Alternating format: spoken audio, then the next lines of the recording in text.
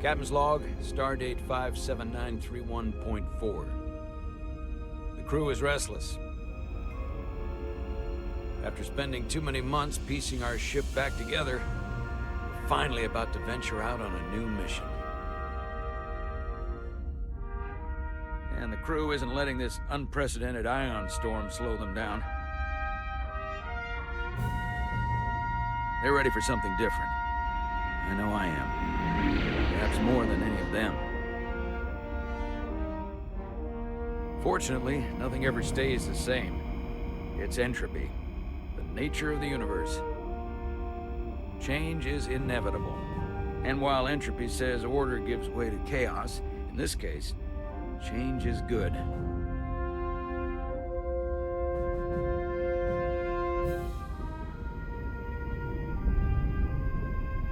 Our new first officer is en route to the Resolute. Jara Rydek.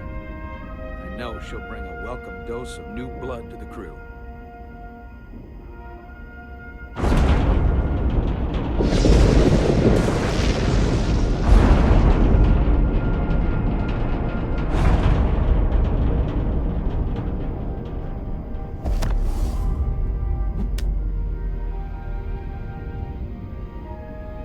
Thanks. No problem. I'm not great with flying. But these little shuttles are the worst. You don't like flying. And yet, you joined Starfleet. There's a reason I'm not a pilot. You should try it sometime.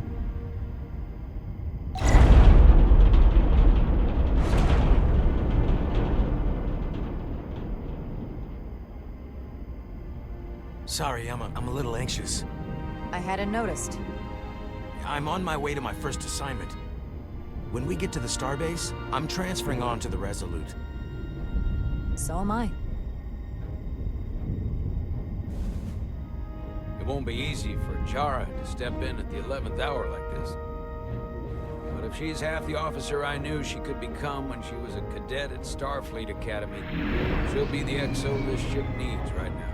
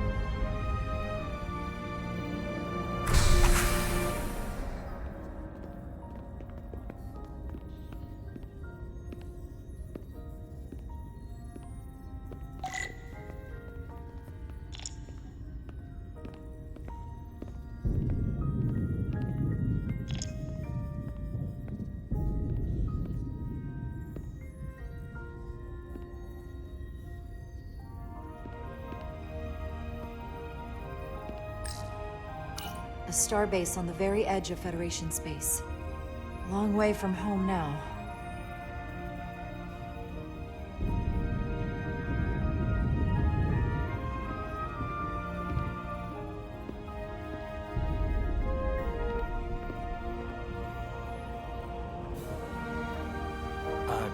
Commander? I'm not usually such a nervous wreck, by the way.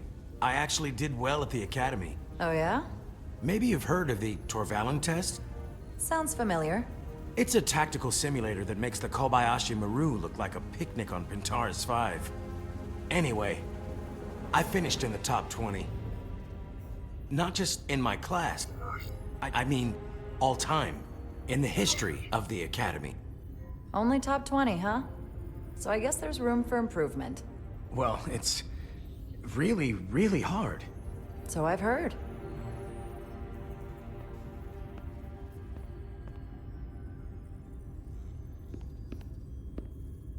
Please place your hand here. Hold it there for a few seconds.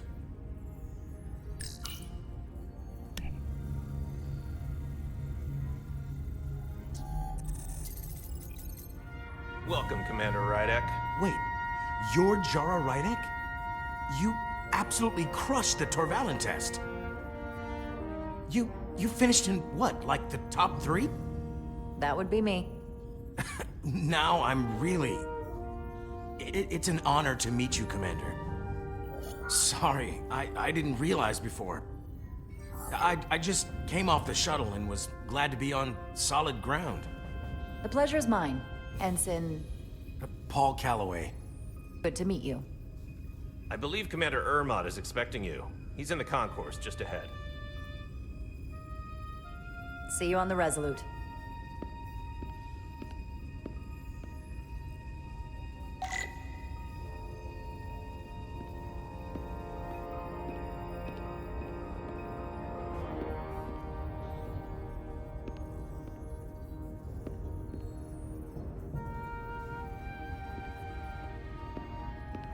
Good day, Commander.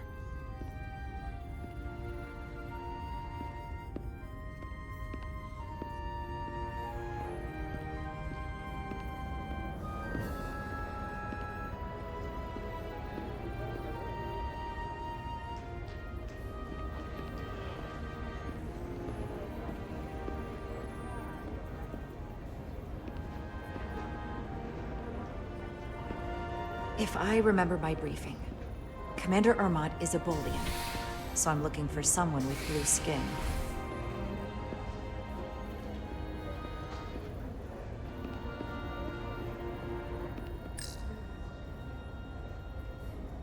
Are you all right? Yeah, I'm just... Well, I'm not sure where my departure dock is. The Resolute's gonna leave without me. Look here. The Resolute is leaving from this dock. Oh, you're right. Nerves must be getting to me.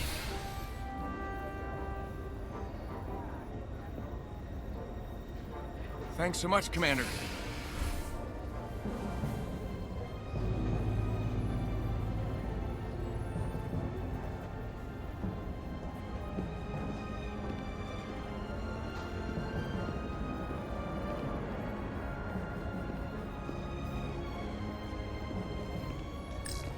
Excuse me, have you seen a Bolian around here? Yes, sir.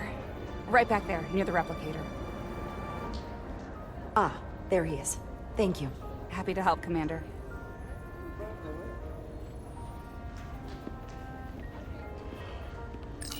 I'll replicate myself a meal once I'm on board.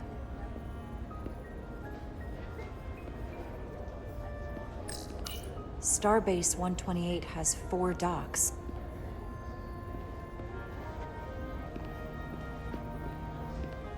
Excuse me.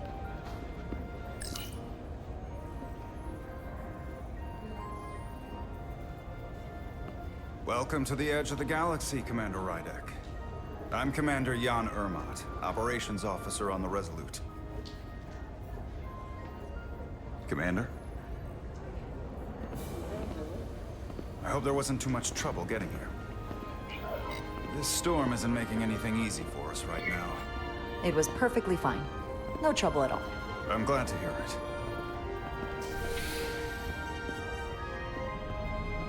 We're grateful you were able to come fill our first officer vacancy at such short notice.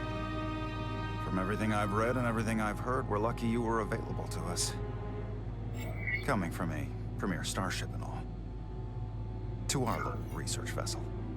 You can spare me the flattery, Mr. Ermot. I'm here to work. Duly noted. I'll stick to the matter at hand.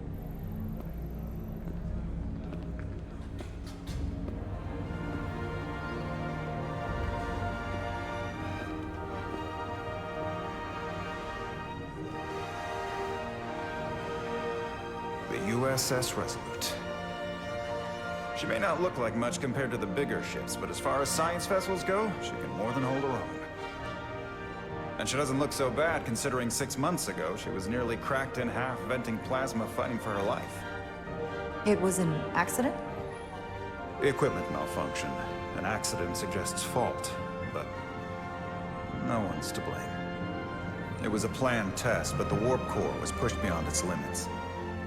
It destabilized the dilithium, there was a runaway reaction, and the warp bubble deformed. We thought we could reach a higher resonant frequency, but it was more than she could handle. Cost us our first officer and 22 of our crew. At the end of the day, we're all responsible for each other.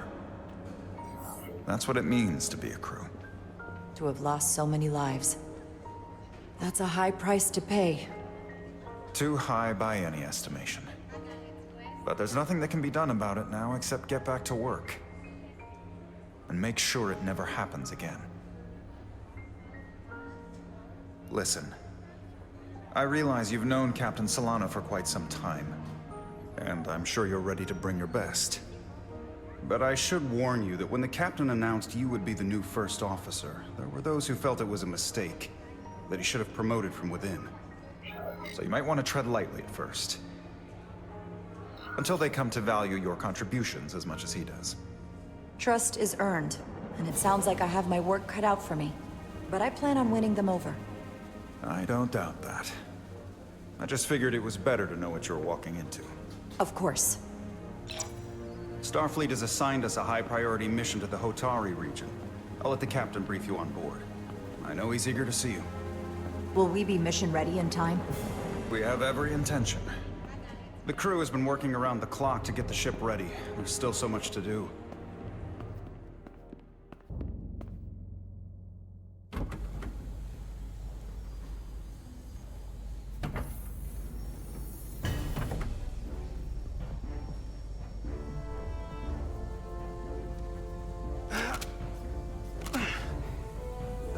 Stuck.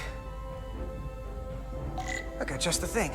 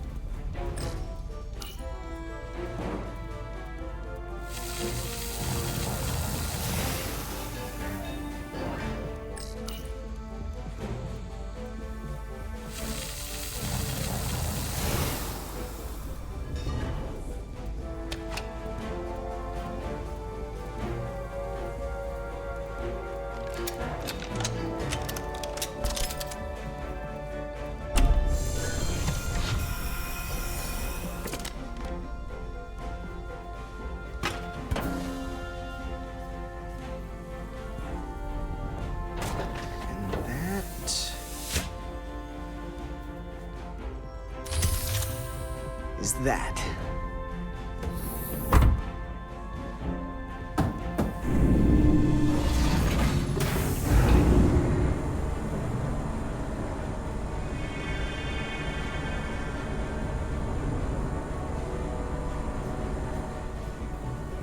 I thought the thing was totally fried.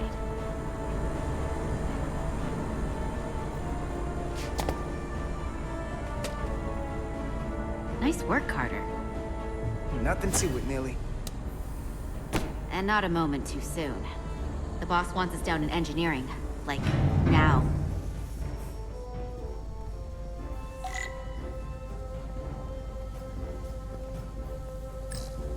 Everything okay? I dropped a non-ferrous connector between the coils. Gonna have to remove a few of them to find it, and then... Whew, then another hour of recalibrating. Ouch. I'll leave you to it. Hey, Diaz, can you give us some help with the transporter? What's the problem? Come on! We need to test this cargo transporter. I've never been that great with the signal plotting. I got it. No problem.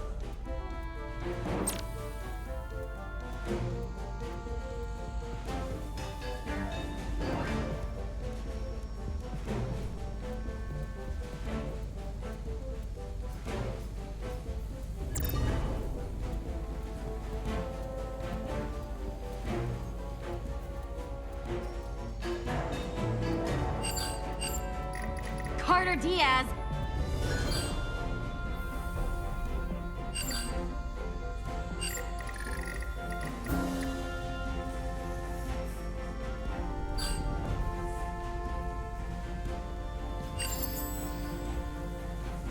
No sweat. Hurry up! Whoa, hey, buddy, get off the pad!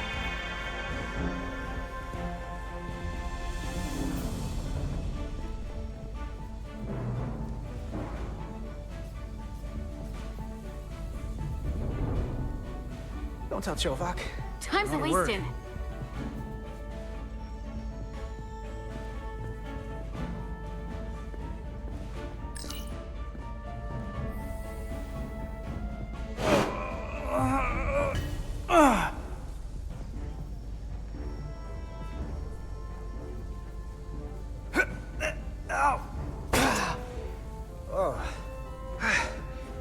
Oh, these are heavier than they look.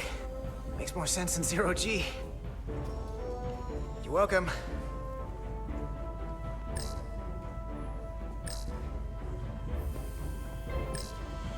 So clean I can see myself. Then you know what? Not half bad.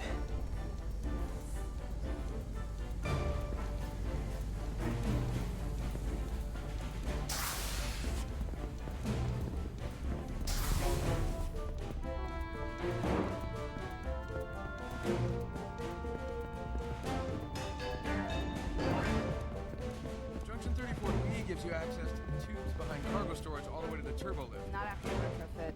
Bulkhead cuts it off in section 2. New computer reroutes. Hey, need any help? Turbo lift. Okay.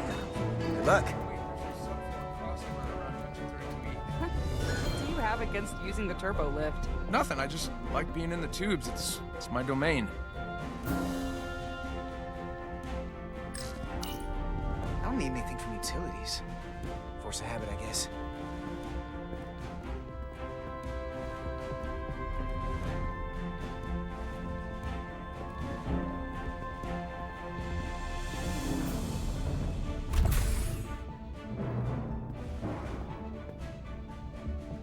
Engineering.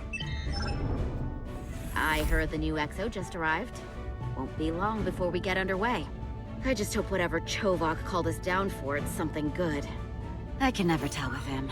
I'd rather not end up degaussing plasma manifolds. Hanging upside down makes me queasy. You and me working together, we can tackle anything he throws at us. Your optimism is positively contagious.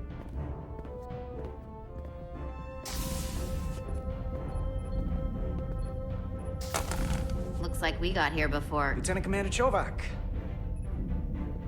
We were just looking for you, Commander.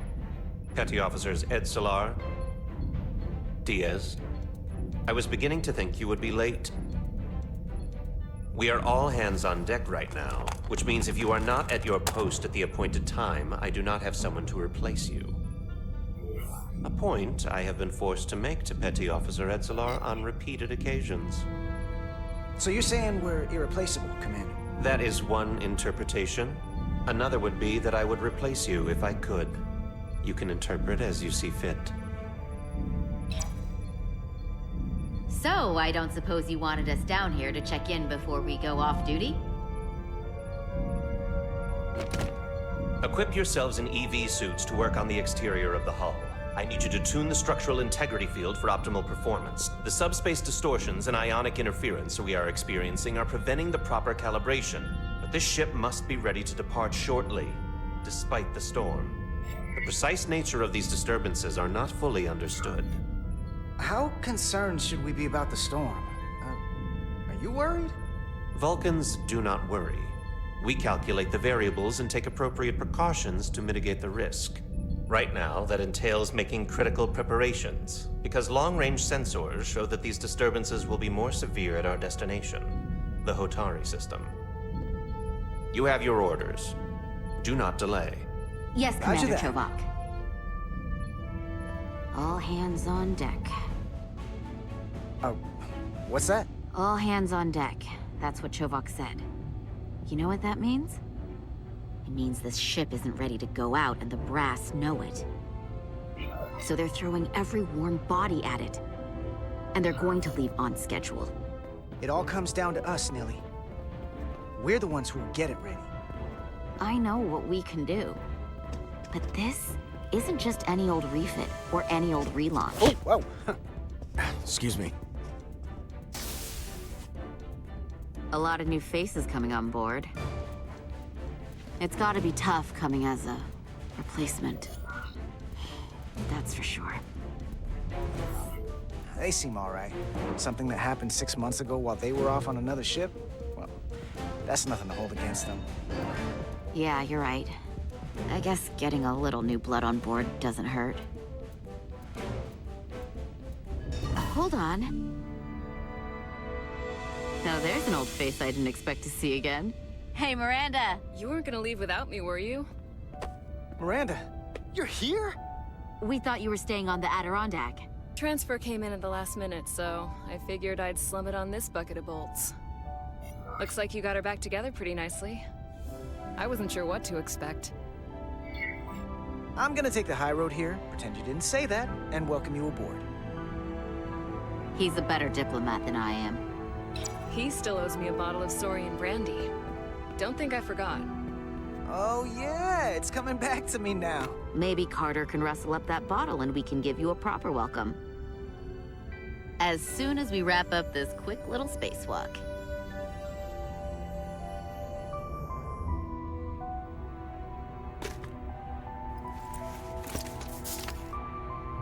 Here, let me help you. Thanks. So what's the word? Are you back in the security rotation? Yep. Still running with the usual suspects. Whoa! Good to go.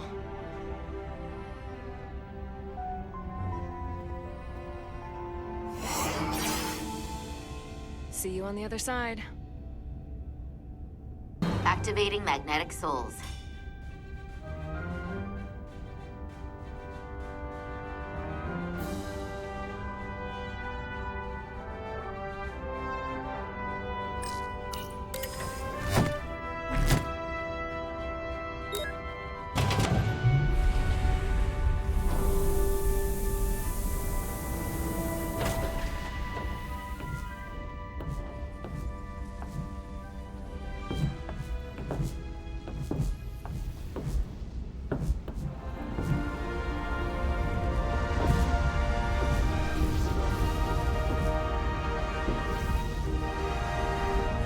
Never gets old.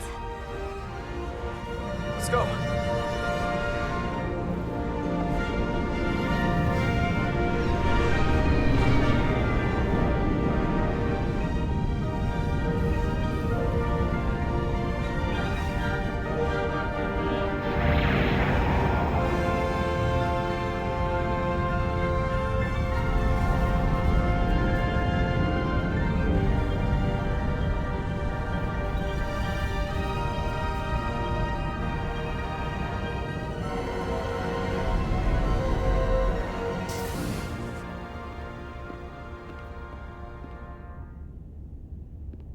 Captain Solano should be here momentarily.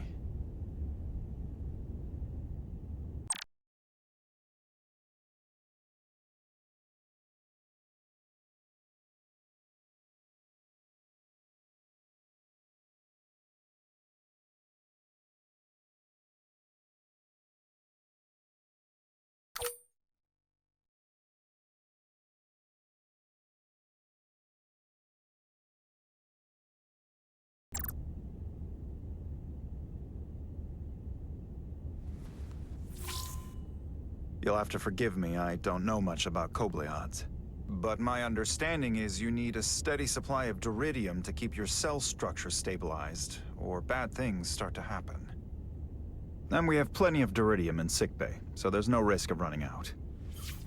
Thank you. Feel free to make yourself at home. And help yourself to whatever you like from the replicator.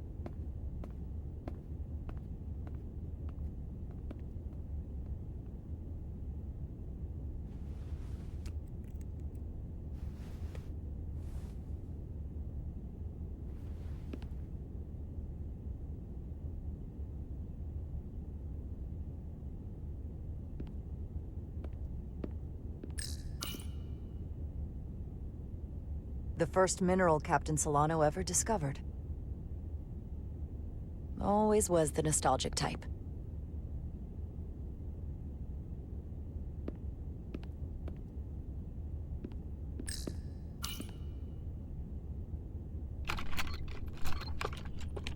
Can't wait to plot a course myself.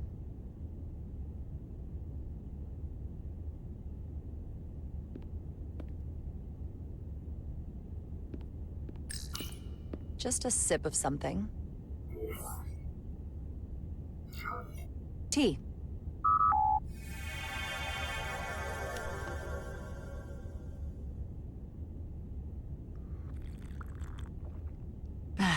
That's lovely.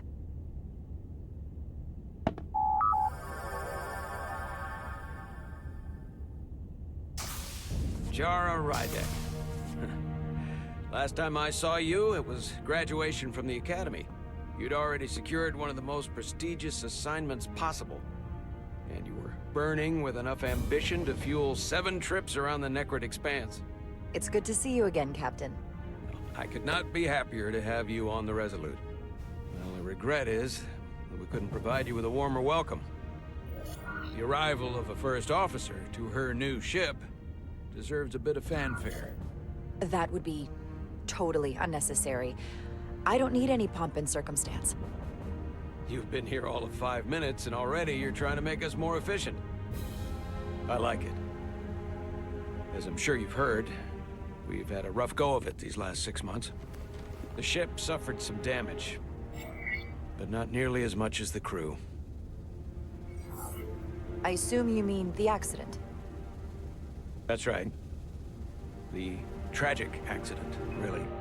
We were on the verge of a major scientific breakthrough. A quantum leap forward in warp core technology. 10,000 teradynes per second. The ability to travel at a sustained rate of speed longer and faster than we ever dreamed. What would have been the crowning achievement of my career. Right there, within our grasp. Until it all went so horribly wrong. We pushed her too hard, and a warp core malfunction overloaded the system, creating a pressure gradient way beyond what the ship could handle. It was heartbreaking. We lost some of our best people. As captain, I have to take full responsibility. It was my decision to make, and I have to live with the consequences. We all know the risks when we sign up. There are no guarantees. As much as we tell ourselves otherwise. True. But as captain, my job is to mitigate and manage the risks as much as possible. And that's where I failed. In my defense, I will say, I might have avoided the whole ordeal if my senior staff had been willing to trust me. There was a lot of pushback from my former XO, and I think that cost me his confidence. I don't want you to pull any punches.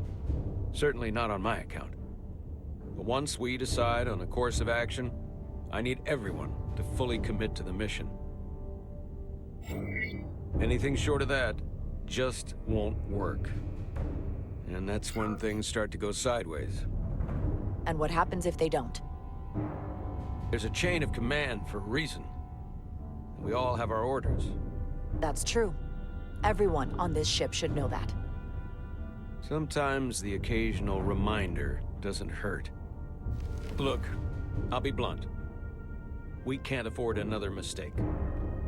Or at least, I can't. I feel like my career is hanging in the balance here. We need a win.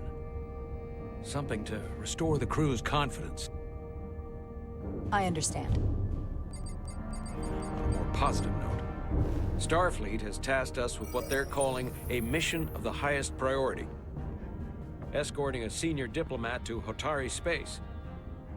2 previously peaceful and otherwise non-aggressive civilizations now find themselves on the brink of all-out war.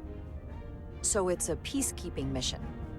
I see it as a golden opportunity to not only prove what the Resolute and her crew are truly capable of, but also a mission for which we're uniquely qualified.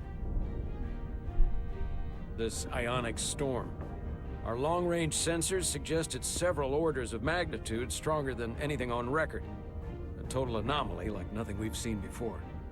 And you'll never guess where it leads. Hotari. Exactly. Very nearly in the precise location where we're headed. Where I imagine the interference will be exponentially greater. But are we prepared to embark on the mission? As much as I'd like to think that's true, I have my doubts. But I don't want to get ahead of myself. I expect we'll have some rough sledding when we arrive, so I need you to prepare the crew for the worst. There's just one more thing I want to clarify up front. The metric that for me will be the ultimate measure of your success. What is it? If after serving as my first officer, you don't one day find yourself with a ship of your own, then I will consider it my personal failure. When that might happen is entirely up to you. But it goes without saying, you have my full support. Thank you. But I feel like I still have so much to learn. You'll have plenty of opportunity. And if you're willing to put in the work, I'll do everything in my power to help you along the way. Come, let me introduce you to the crew.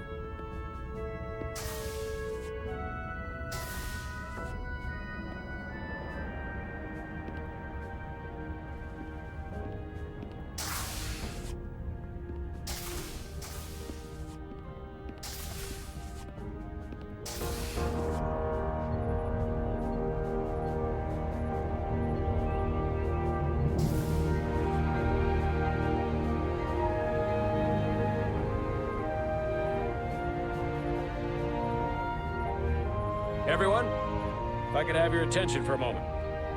I'd like to introduce Commander Jara Rydek, our new first officer. Some quick introductions. This is Lieutenant Handar, our helmsman, one of the best in the business. One of? Well, what he lacks in humility, he more than makes up for in ability. A pleasure to meet you, Commander. Likewise. Next, we have Commander Westbrook, our Chief Science Officer. I've come to rely on his expert counsel on a regular basis. Pleasure. Commander Rydek, it is such an honor to meet you. This is our Tactical Officer, Lieutenant Bedrosian, who's been looking forward to meeting you for about as long as I can remember.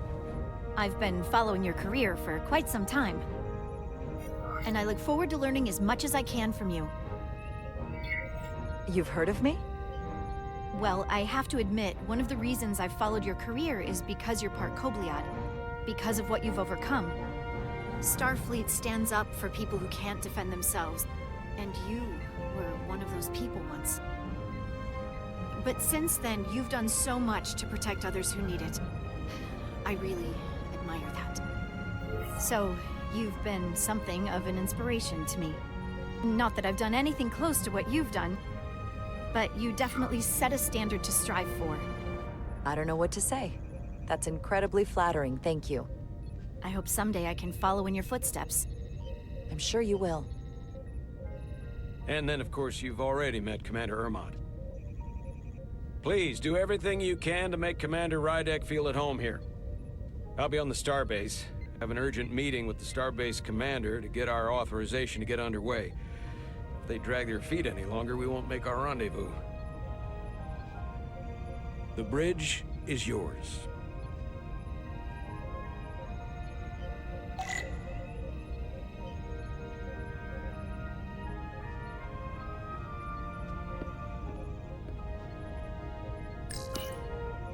So many decks. Full of crew that are now my responsibility.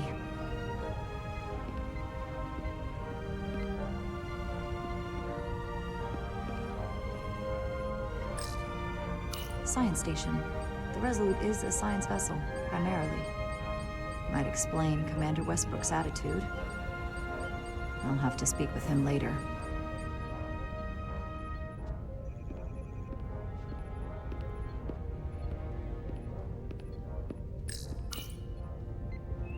Impressive range of view.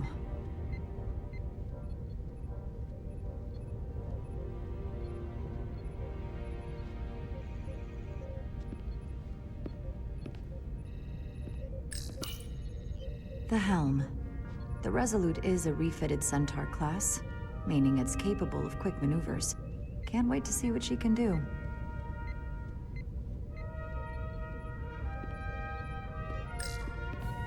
Operations. Staffing, supplies. There's a lot to keep track of on a starship. Good thing we have Commander Ermont.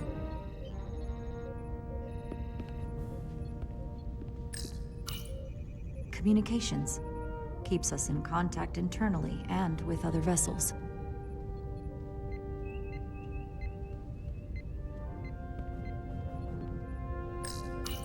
Tactical station.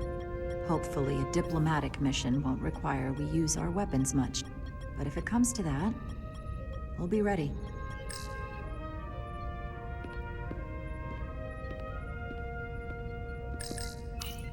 The first officer seat. My seat. Right now, though, I need to fill in for Captain Solano.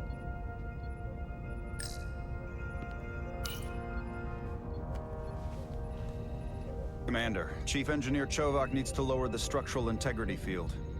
He's sent a crew out to recalibrate the emitters in response to the danger posed by the storm.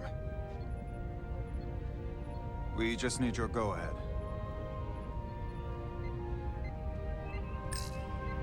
Permission granted.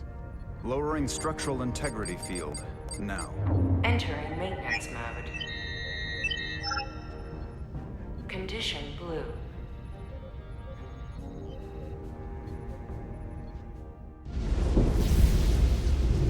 The storm is getting worse. Looks like they turned off the SIF. Great. Let's get to that emitter.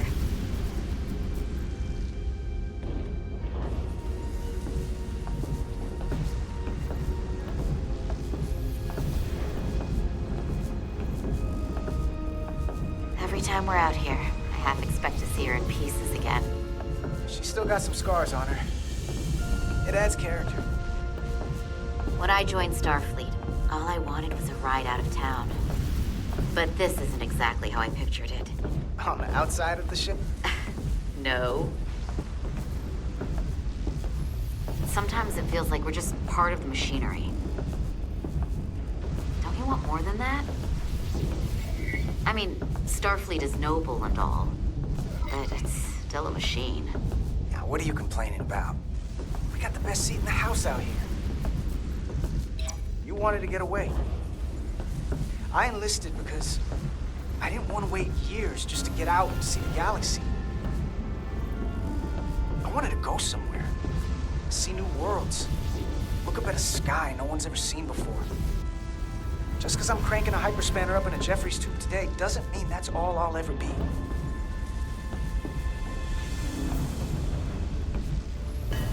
Diaz to Commander Chovak. We are at the SIF emitter. Acknowledged. You may proceed with the recalibration.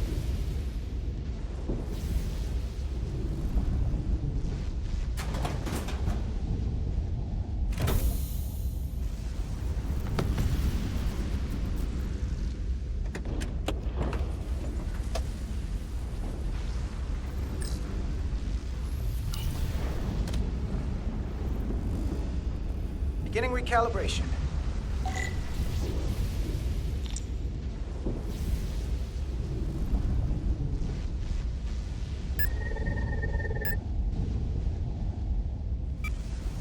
Looks good. That wasn't so hard.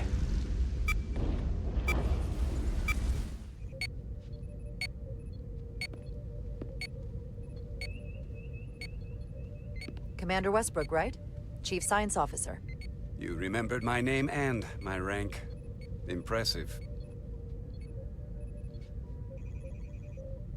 Yes, I'm the Chief Science Officer, and I have the dubious honor of being the most senior officer on this bridge. I know this ship inside and out.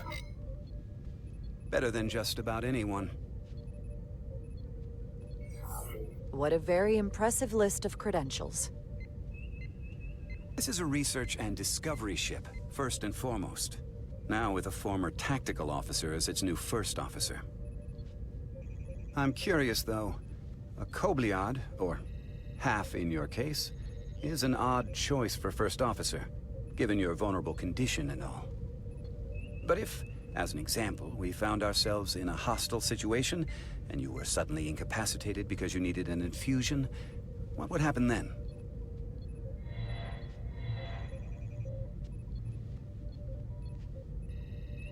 You'd leave Captain Solano without an XO. Granted, that would be a worst-case scenario, but not outside the realm of possibility. In my entire career, it's never been an issue, or caused the slightest problem. And I don't expect this to be any different. I was just curious, that's all. Listen, can I be blunt, Commander? I see no reason to stop now. Commander Sutherland, your predecessor, was one of the best first officers in all of Starfleet. His record was impeccable and his reputation was without equal. I mean no disrespect, but the shoes you're stepping into are almost impossible to fill. He was loved by the crew. And he was one of my closest friends. Hey, we just met. You might like me after you get to know me. They say familiarity breeds contempt, but who knows? Seeing as Captain Solano is on the starbase, let me give you an update on this ion storm we're flying into. It's unusual, unlike anything I've ever seen. At the moment, I can't tell you if the Resolute will shrug it off or if we're putting ourselves at risk. However, if we learn more about its patterns, its nature, we can come up with a scientific countermeasure. Just a moment.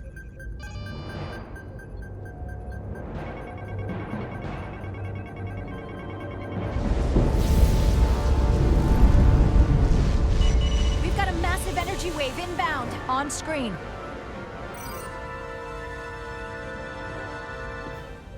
Tracing its trajectory. Starbase docking clamps are holding. The storm's emissions are fluctuating, coming in waves. And if my projections are right, we're about to get hit by a wide-band burst of ionic energy. Like a tsunami.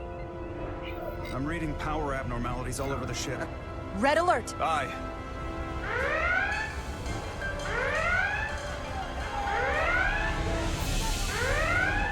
Evacuating main gangway and retracting. Putting sensor visualization on screen. With the structural integrity field shut down, we can't take a direct hit. Time to impact. 1 minute. Shield systems are severely impacted. We have limited protection. I need every available solution. What are our options? We can weaken the impact of the storm with a deflector pulse. There's a better way. I'm sending all auxiliary power to the deflector dish. Send the aux power to the shields. We can't reactivate the entire shield bubble, but it's a directional threat. So we can orient all we have towards the wave. You have to believe me. We only get one shot at this. We can't afford to get it wrong. Bedrosian, get those shields up. Rerouting power to shields. Stand by. I need a heading. We've only got one shot. Understood. On my command.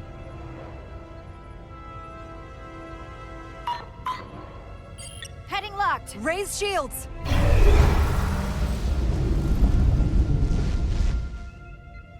This is it! All hands, brace for impact.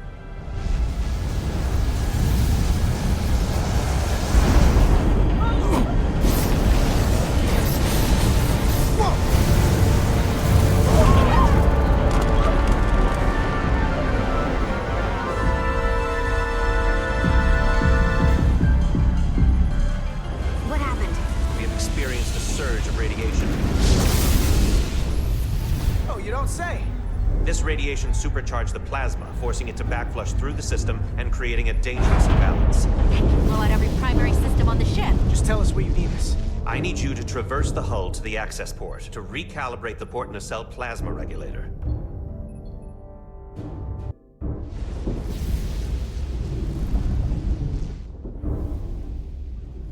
We've reached the first access point. Understood. Do you see the override for the level 1 failsafe circuits?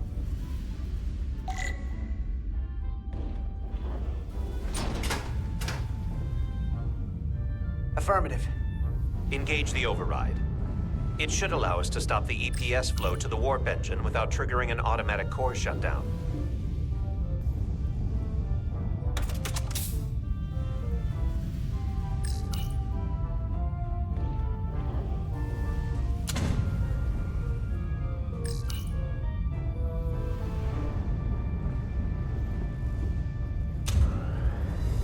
Failsafe override engaged. Are you sure? I am registering some crosstalk in the bypass circuit. We need to route the signals so they don't interfere with each other.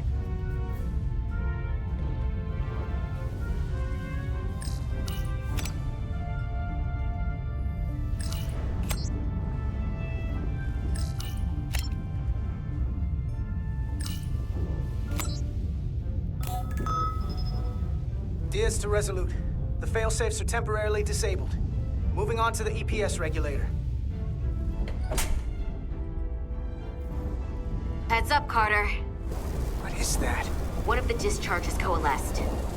It's coming right toward us. I'm gonna try to disrupt it with my phaser.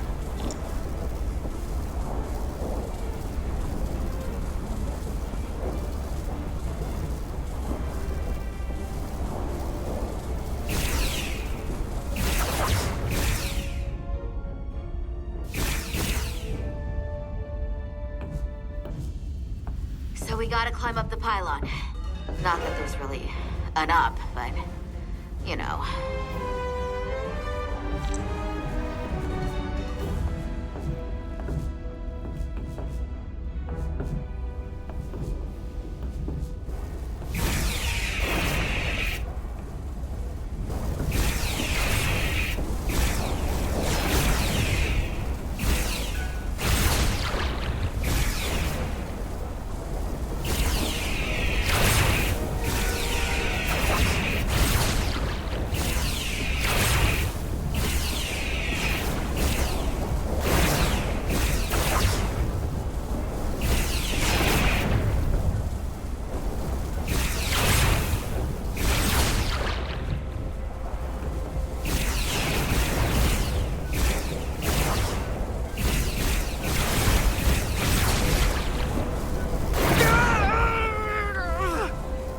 Are you alright? Yeah.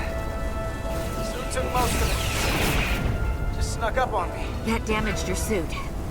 Energy damping is down to 60%. We're almost to the regulator.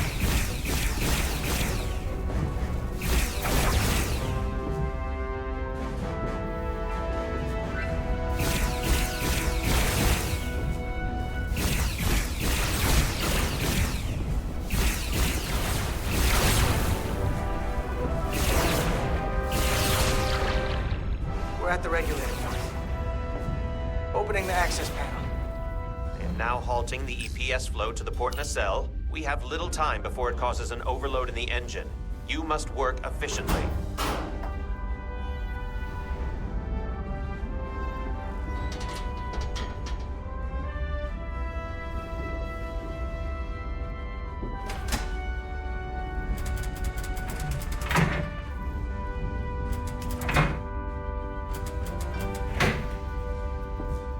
EPS manifold adjusters reset to neutral.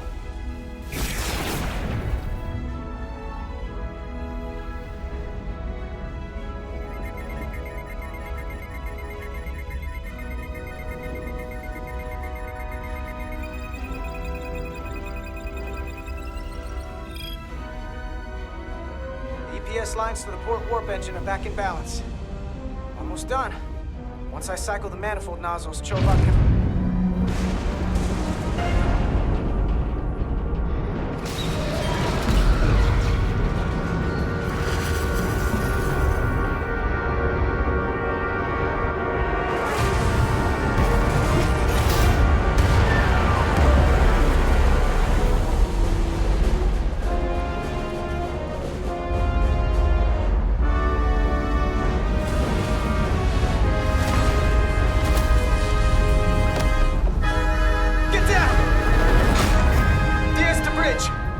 the docking clamp. We've got a lot of debris coming down. All vibrations, too. We can't finish the EPS regulation in these conditions. Please advise. We have to release the ship from that other docking clamp or the hull will be ripped apart. There's a problem. The clamps are supposed to disengage automatically in an emergency, but it's not working. Not working? What are our options? The docking clamps are fitted with exploding bolts for an emergency release. We've got crew out there. That'd be like setting off a bomb next to them. Maybe there's another way. Starbase is hailing us. Put him through. Resolute, the remaining mooring arm is failing. You need to disengage from the starbase now. The damage to the station will be catastrophic. We have crew outside and are looking for the We have safest way to... people on this station.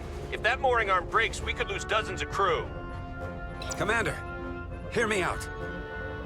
Reverse the polarity of the hull, which theoretically will repel the docking clamps. And repel the engineering crew right off the hull into the storm. This is Captain Solano. Put me on screen. Go ahead. Captain, we have a situation. Commander, what are you doing? Blow the bolts on the docking clamp. The captain doesn't know the whole story. I'm giving you an order. Jara? All due respect, sir, it's a more complex situation than when you disembarked. I need you to do the right thing. We can't have this go sideways before we even leave for the mission. The captain made himself quite clear. They're gonna get hammered with debris out there. Reverse the polarity. There is protocol. And there are lives. What is the holdup? Starbase, stand by. We're gonna flip hull polarity to disengage the clamps. Yes, Commander.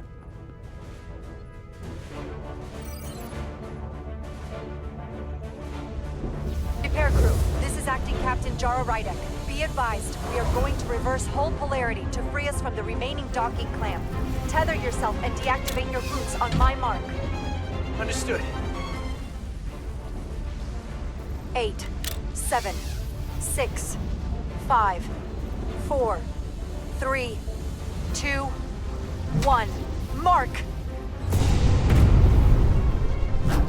Ah!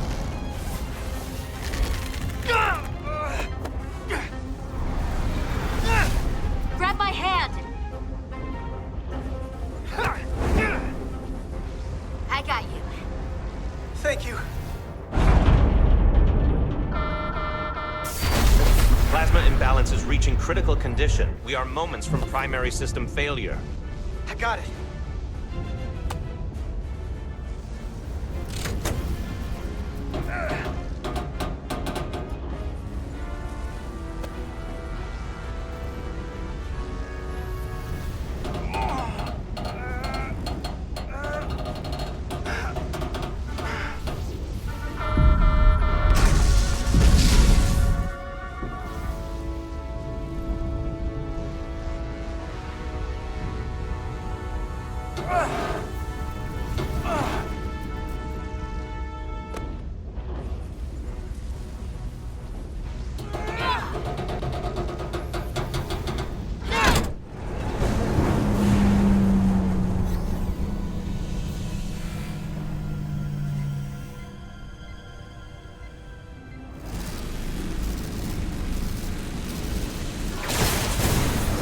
Look out!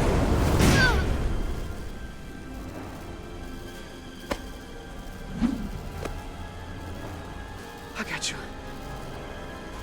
Petty Officer Ensilar's hurt and unconscious. I'm gonna have to tow her back to the airlock. Mr. Diaz, the situation has changed. You are at risk of triggering a substantial electromagnetic arc if you approach the main hull the way you came. But Commander, the way we came is the nearest airlock. There is an auxiliary hatch near you on the far end of the pylon.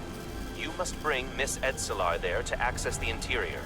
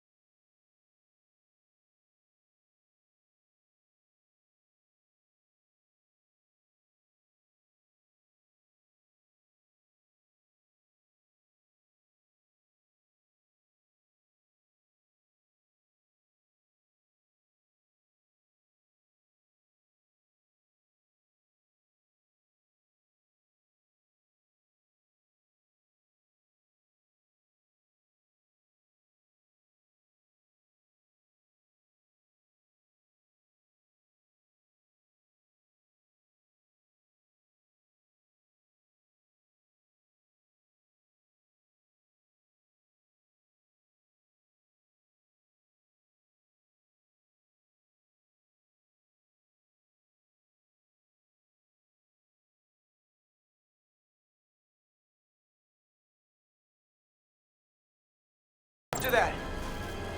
Go in there now.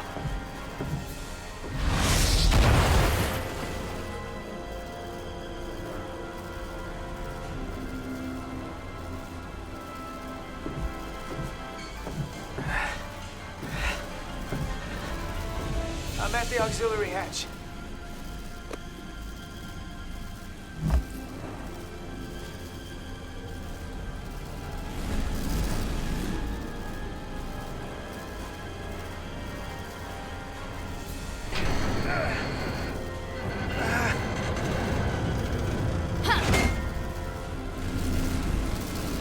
You go first. What? Let me save your neck this time. No time to fight me on this. Get in there. Not on your life. Let's not let it come down to that.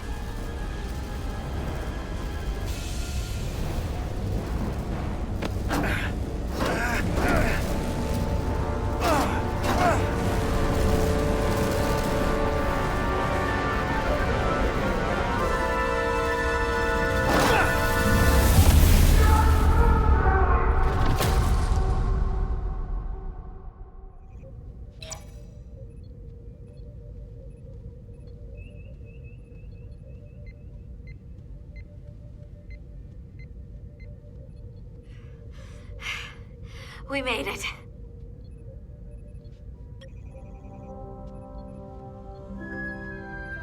They're safe, bringing the Sif fully online. Do it.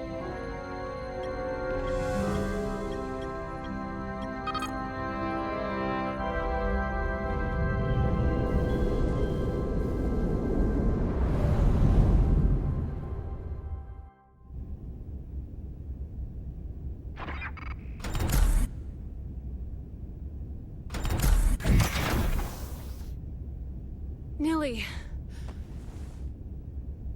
I'm good. Help me with him.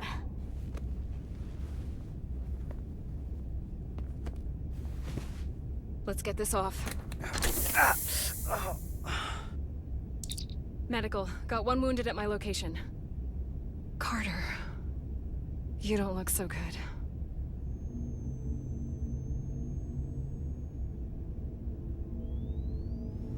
You gotta be more careful.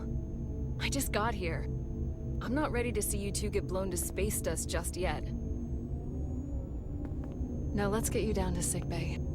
Great.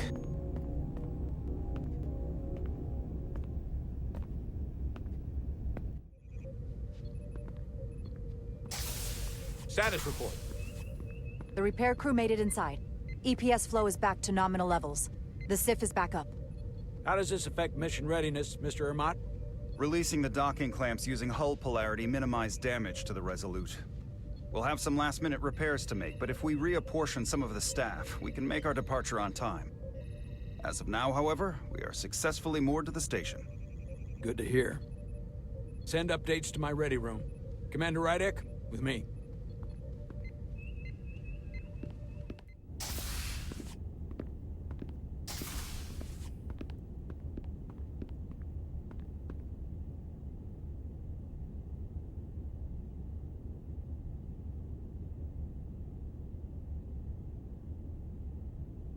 You disobeyed my orders. Well? I'm sorry for that, Captain. I did what I thought was... You disobeyed my orders! And not just in front of the bridge crew, but the Starbase staff as well. That's going to get around. My name's already tarnished around the fleet. But what is it going to do to my credibility on this ship? From the top to the bottom. Bridge to lower decks. Maybe I shouldn't have disobeyed a direct order, but you were wrong. You weren't on board, and you didn't have all the information. So I made the right decision for the ship. If you're worried about your credibility, put your ego aside and trust your crew. Trust me. You might have won some fans on the bridge with that stunt, but not everyone.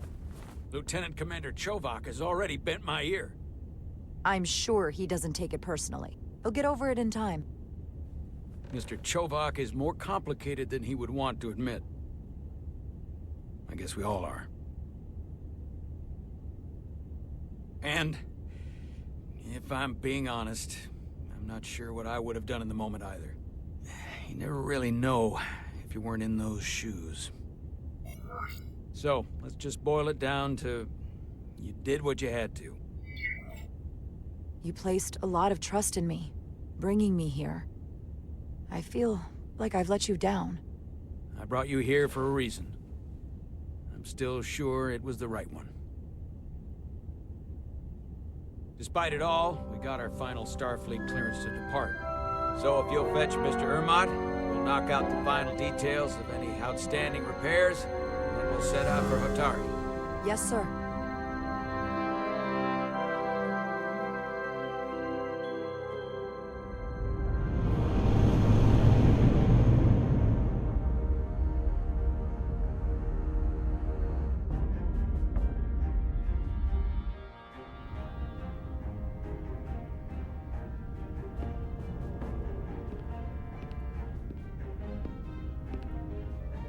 All departments reporting full mission readiness. We've got our full complement on board. This is my favorite moment, right now. The start of a new mission is always full of possibility. The Orion Syndicate could sell it as a drug. Don't let the Admiralty hear you say that.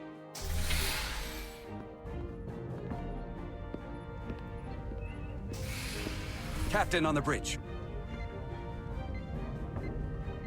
Sit. Sit, everyone. You all know, I'm not big on speeches. We're embarking on the first mission since our refit. Let's make it a good one. Disengage docking clamps.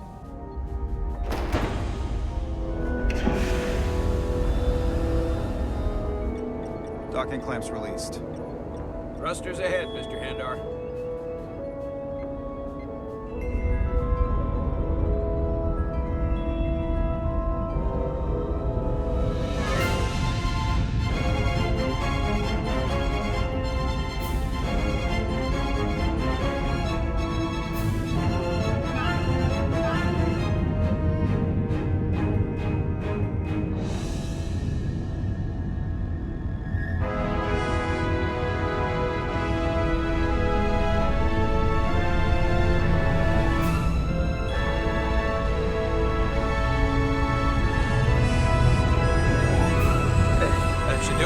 Set a course for the Hotari system. Prepare to go to Warp 8.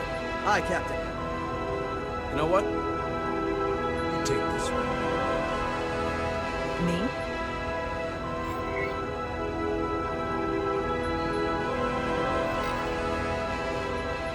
Engage.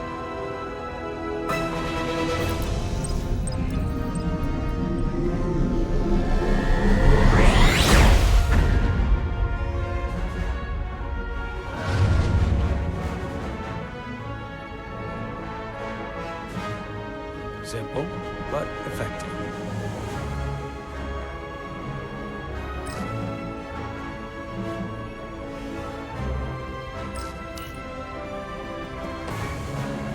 Easy. Thank you. I'm fine. Really, You don't look so good.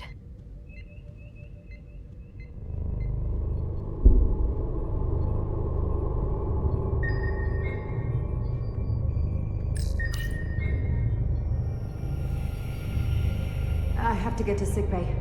Go.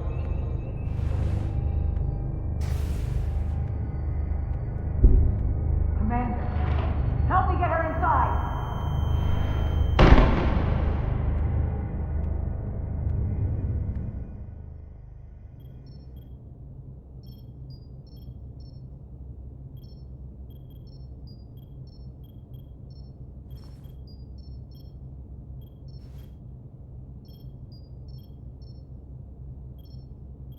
Well, that was quite a scare. A few minutes more and it would have been one of the shortest tenures on record for a first officer. Is that the engineer that was out on the hull? That storm did a real number on him, but he'll live. Just needs rest. You should worry about yourself. Your deridium levels got dangerously low and destabilized your cell structure. This is definitely one of the more memorable first days I can think of. My name is Dr. Aram Duval, Chief Medical Officer. To be honest, I've never met a Kobliad before. You're... Rare. I know. I was going to say special. Your people's numbers have dwindled, despite the Federation's efforts to find a more readily available alternative to the Duridium you need to survive. Yet you joined Starfleet, and managed to thrive. I imagine the responsibility must be overwhelming. Maybe even a burden at times.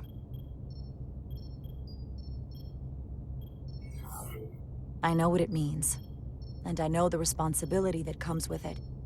But I can't be anything more than who I am. And if someone has a problem with that, or expects something else, then that's their problem, not mine.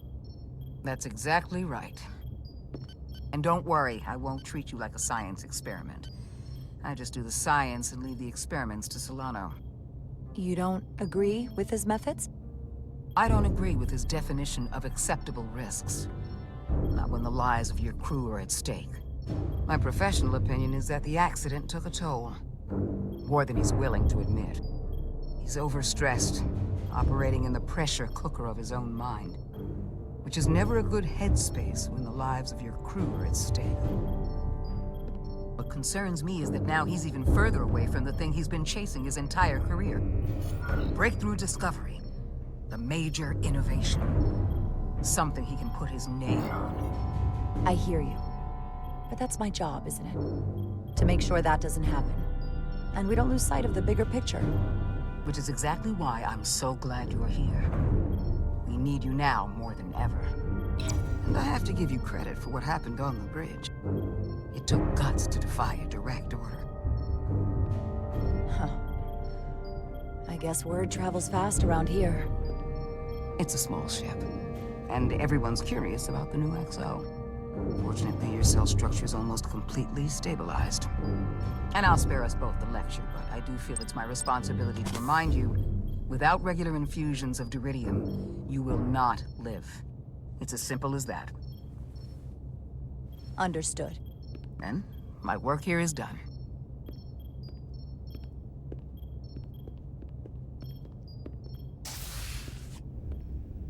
Lieutenant Bedrosian. I came to see if you were okay. We were all pretty worried on the bridge. No one knew what was happening. I don't want anyone to worry. This is just part of who I am. It doesn't define me. Of course. I completely understand. And I would probably feel the same way if I were you. You trusted me earlier with the shields, and I appreciated that. I want you to know that I have your back. Thank you.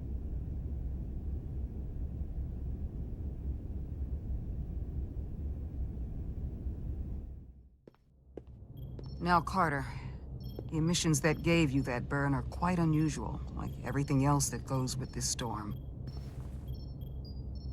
That's a combination of hyronolin and lectrozine to counter the radiation effects. That should help speed your healing. She's come by a couple of times to see you already. Be brief. It's good to see you awake again. I was starting to get worried. Not that you aren't in good hands with Dr. Duval.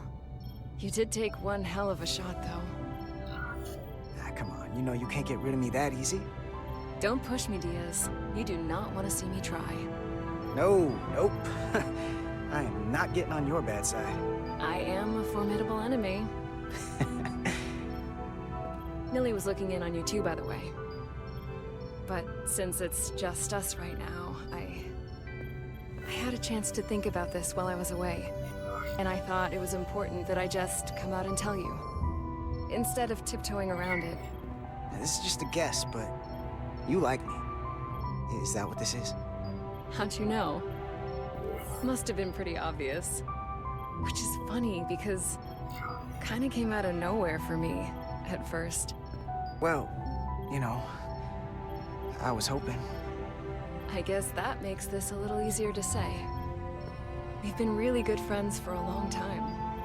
I want to see if there's more between us than just being friends. You don't have to explain it. I feel the same way. There is something between us. So, do you want to find out what that something is? If it's there for you, and it's there for me, why not give it a try? Are you kidding me? I just said yes. I wanted to be sure I heard that right. Sorry to interrupt, but the patient needs to rest if he wants to get back to his old self. Of course. I'll see you again soon.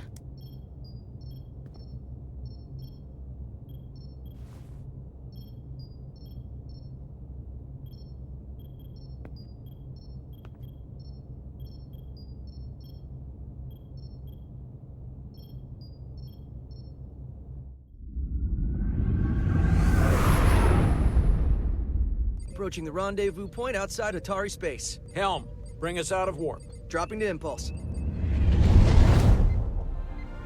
Ionic interference surging, Captain.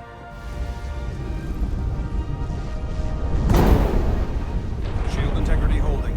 We can take it. We are at the correct coordinates to meet the shuttle. Commander Rydek, find us our diplomat, if you will. Aye, Captain. Let's reduce the noise. Filter out environmental signals. I can manually tune what's left for Federation signal types.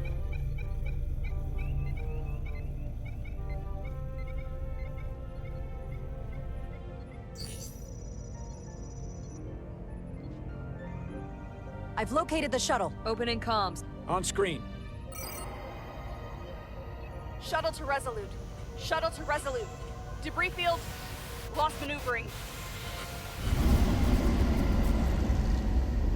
Losing. I can't get it any clearer.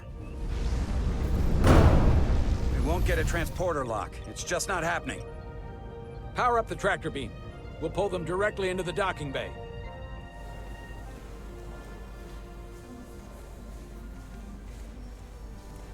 Diaz, you good to run the tractor emitter? Yes, sir. You sure? I'm sure.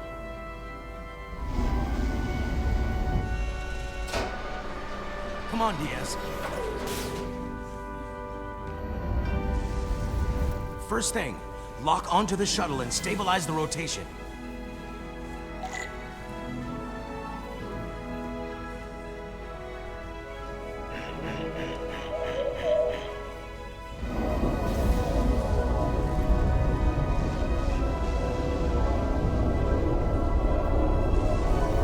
We're pulling in debris. I'm on it.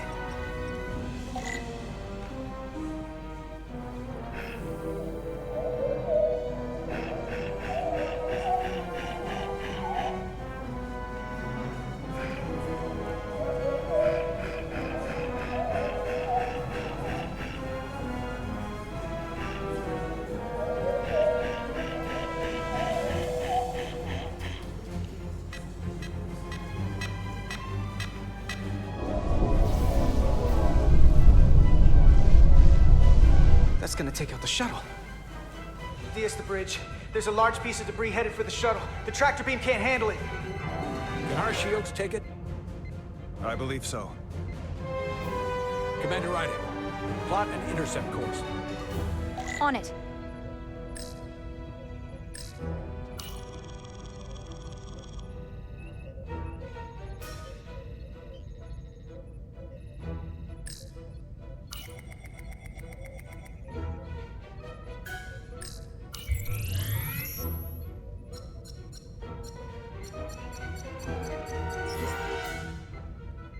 Here we go. Maneuvering thrusters bearing 53 Mark 17, 200 meters on an intercept course. Maneuvering.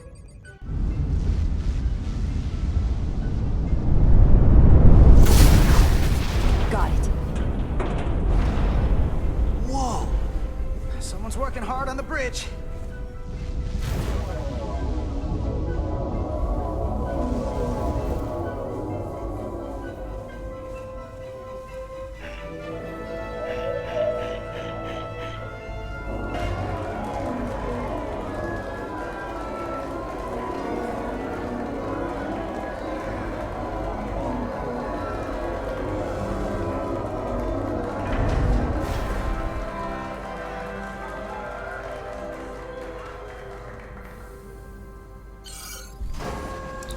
got the shuttlecraft on board. Good job. We're on our way down to meet them.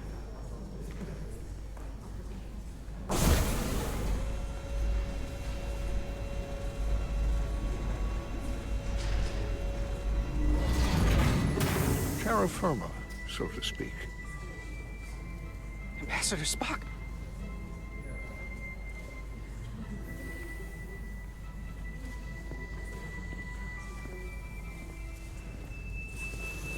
The captain will be right down to meet you, sir. In that case, I will wait for him here.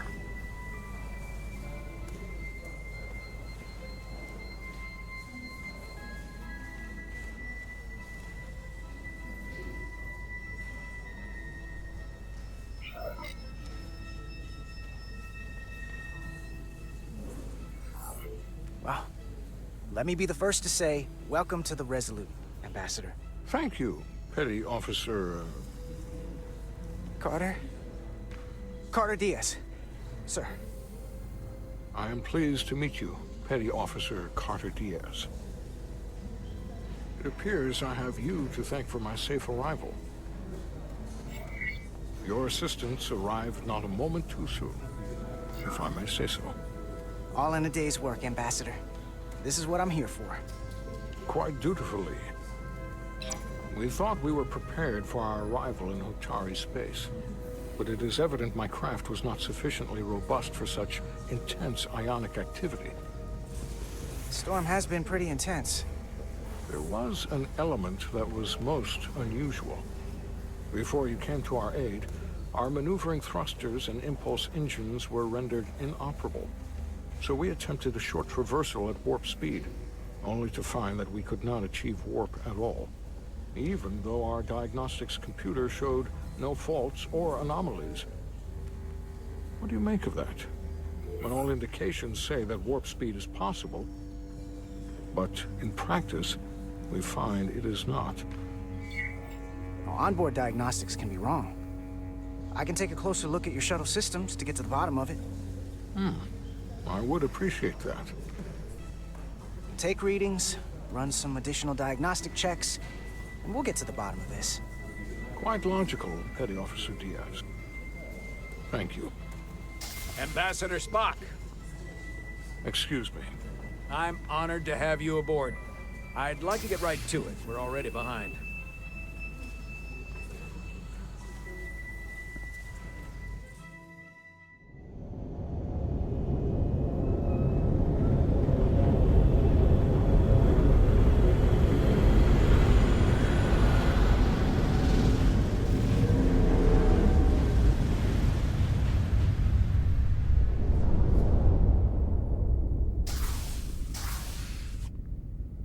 Ambassador Spock, my senior staff.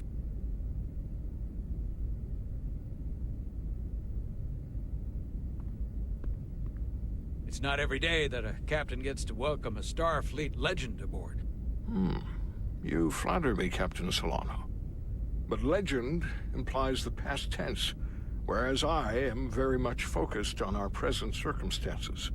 I didn't mean to suggest you were stuck in the past.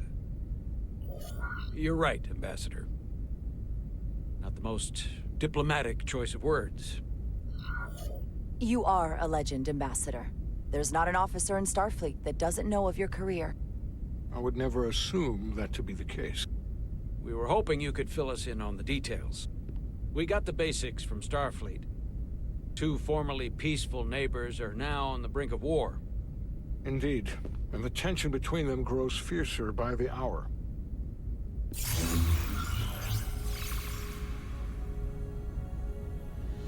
Elydia and Hotari. The Elydians are the more advanced species. They made first contact with the Hotari over a century ago. This is Tau, the Hotari moon. It is rich in dilithium, and for decades, the Hotari and the Elydians have shared a mining operation there. The Elydians provide the technological resources, while the Hotari have served as the labor force. The stability of that arrangement was the source of their peace, until recently. The Hotari have suddenly and forcefully seized control of the mining operations and expelled the Elydians from their system. That is the official story, as told by the Hotari when they requested Federation mediation. But the details remain scant. Communications between all parties have been limited by the ionic interference. How is it the Hotari were able to turn the tables and take the mines against superior forces, especially after decades in this arrangement? Unclear. The answer to that question may be the key to a new, lasting peace, and one that I hope we can uncover during these negotiations. But it is unlikely the relatively primitive Hotari forces would stand a chance against the Elydian fleet if this escalates to open war. Left unchecked, this conflict will result in more bloodshed, which is what we are here to prevent. And the dilithium trade hangs in the balance. Clearly, the Hotari have been exploited in this relationship. Maybe we can persuade them peace is the more profitable alternative for everyone. They both profited from the mines. And for the Hotari, something is better than nothing. Peace is our objective, after all. If we could convince them, it would restore the peace. But we would need the Hotari to accept a difficult compromise. Made all the more difficult by the emotions flaring on both sides, no doubt. Neither the Elydians or the Hotari are members of the Federation, so we can't make them do anything. There is an additional complicating factor I should mention. In the past, the Federation has relied on the Elydians as a source of dilithium. That certainly changes things. The Federation sources its dilithium from a lot of places. Yeah, and this is one of them. So we've already played a part in this. Unfortunately, that is indeed the case, Commander Rydek. We're morally obligated to make this right. Hold on. Our only obligation is to negotiate the peaceful resolution of this conflict. Given the Federation's involvement in the Elydium dilithium trade, Captain Solano and I must make every effort to appear neutral in these negotiations. What worries me is if this whole thing unravels, and we're at the mercy of the storm at less than full strength. We can't let it come to that. Considering what the Ion Storm has done to our ship, and the Ambassador's shuttle, we have to assume the Elydian fleet has had problems with it as well. This recent surge in the energy disturbance temporarily levels the playing field. Commander Westbrook is correct. The energy anomalies around the Hotari systems have been noted in the past. That may answer why the Hotari were able to strike back after so long. They finally had an opportunity, and they took it. That would also explain the Elydians' restraint. And reason to learn as much about the energy anomaly as we can while we are here. We do not want to be caught at a disadvantage of our own. So I trust we understand our circumstances. We're operating on a strict timetable here, and we're going to be leaving for the negotiations shortly. Commander Westbrook, I want you to leverage our systems to investigate the anomaly from here while we're gone. Aye, Captain. Thank you all. Dismissed. I want to speak to both of you privately.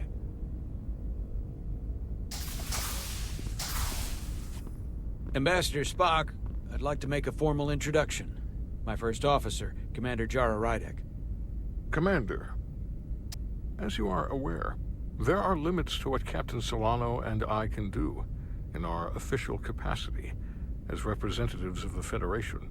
But someone in an unofficial capacity, your first officer, for example, would not be bound by those restrictions.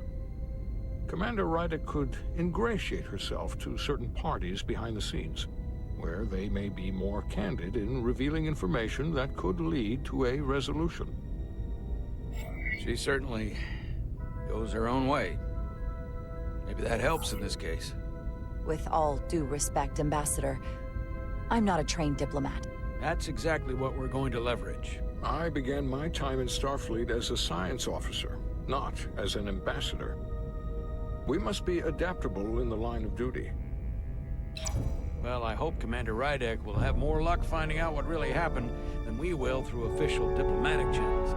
The fate of the negotiations, the interests of the Federation, and the prospect for peace may very well depend on it.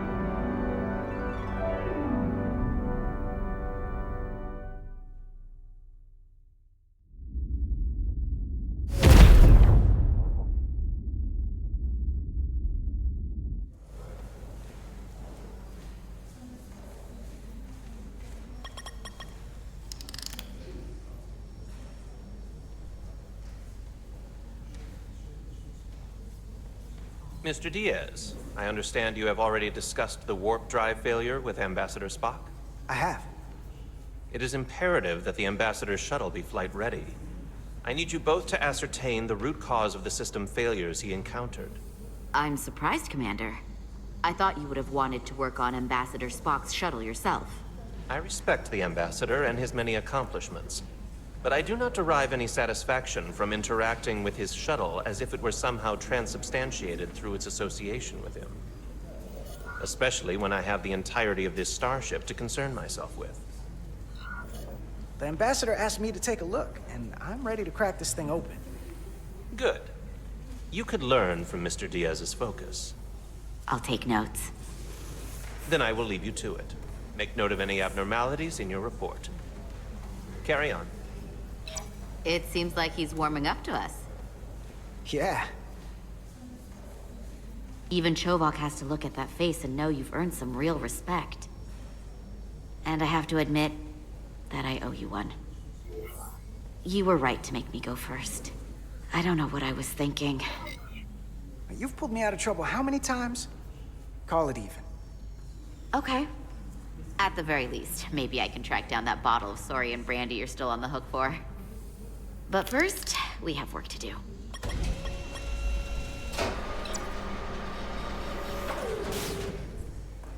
Ready to go? All set. Let's run the diagnostic.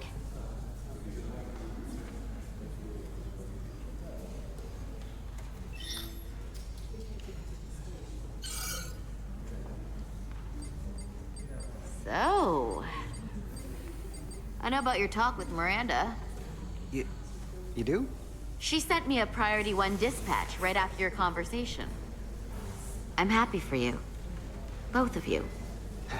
Thanks. But I'm only going to tell you this once. Don't screw this up.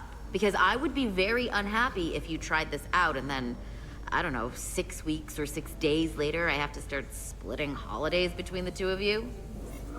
All because things went south and you're not on speaking terms. That just isn't gonna work for me. And I know you'll respect that. That's not gonna happen, okay? And why are you even going there? We haven't even gone on a date yet. I just want you to know where I stand. I like my friends and I like our group. I don't want to lose that. Is that thing done yet? Yeah, it's wrapping up. Let's see. The relays along the primary EPS are blown. The backup relays are all intact. An EPS overload from the warp drive could cause that. But how did the shuttle end up dead in the water? Huh. Well, maybe the ship's data recorder can tell us something.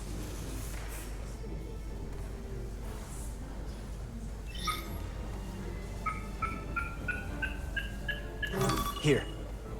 They were only about 8 minutes from their plotted warp point. No faults, just those warnings. What are they?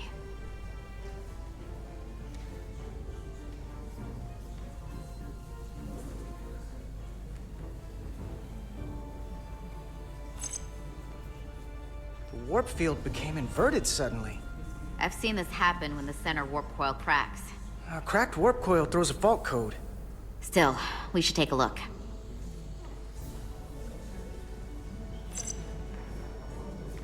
There was a complete warp cascade failure. Wow. They're lucky the shuttle didn't turn inside out.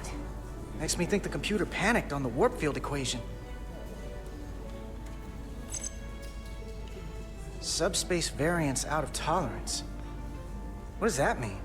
It means the main navigation array lost sight of space somehow. Will the array going offline cause that? Yes, but it should have also thrown a fault code. Any one of these failures should have thrown a fault. If it was caused by a system failure. None of this caused the relays to blow. Roll forward to when that happened. Yes, ma'am.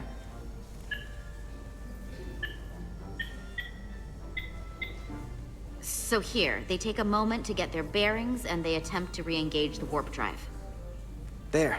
That's the relays blowing. And look, there's another warp system alert. They're all the same. Subspace variance out of tolerance, or warp inversions. Finally, there's a complete warp cascade failure.